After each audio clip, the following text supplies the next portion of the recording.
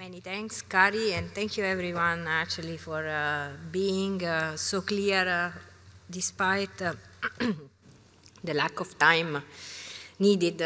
Next time, definitely we are going to plan for a 2 days U4SSC meeting, which is needed to present so many interesting projects and activities that are going on. So from a procedural perspective, I would like to recap so that we are clear on what we are going to prove as part of this meeting. This will be, of course, obviously captured in the report, which I'm going to show at the end of the meeting, but I would like us to be clear on what we are approving today. So in session 1, we had the presentation of the current work, which was presented, and of course we know that the blockchain for cities and the thematic group on the impact of new technologies for cities led by Zichin and Thomas will continue.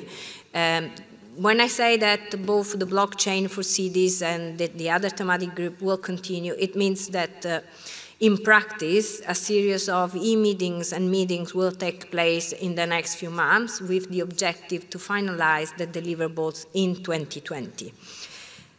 Exact timing and how the deliverables are being developed is something that is being discussed directly within each thematic group. Therefore, I highly encourage you to subscribe to the U4SSC mailing list, which is the best way to be informed about the ongoing work. Then, moving ahead, because we have exciting news, and we got actually a fantastic list of new projects that will be included in the U4SSC implementation program under Kari's leadership.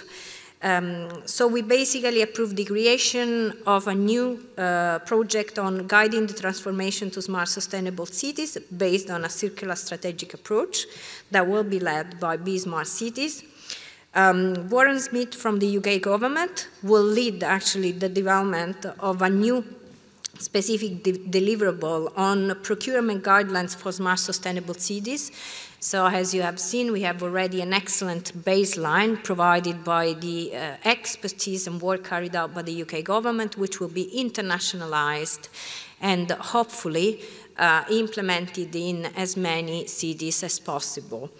Then we are going to have basically a new tool, Web Intelligence and Visual Analytics for Smart Sustainable Cities, led by Professor Schwartz. And then, very wisely, and I would say in a forward-looking pioneer manner, we're going to have here the announcement of the first national U4SSC project in Norway, which will be a very comprehensive approach that will help Norway actually to achieve the SDGs with a special focus on SDG 11. And this project actually, which is currently led by Christian, will receive the support of the UNEC, of the ITU, of all the other UN agencies that they wish to participate. And of course, we will count on the expertise of the U4SSC group to help Norway actually achieve the SDGs as soon as possible.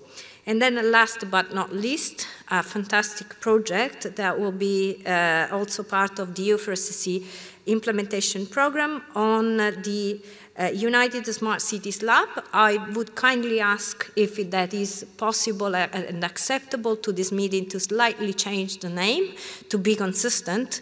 And I would suggest if it is possible to call this project United Smart Sustainable City Lab. So if you can call it the U4SSC Lab, that would be consistent with the initiative. I thank you, Stefan, for your kind acceptance, and I thank all of you. So saying that brings us, at least from a procedural perspective, to a clear approval of these new projects.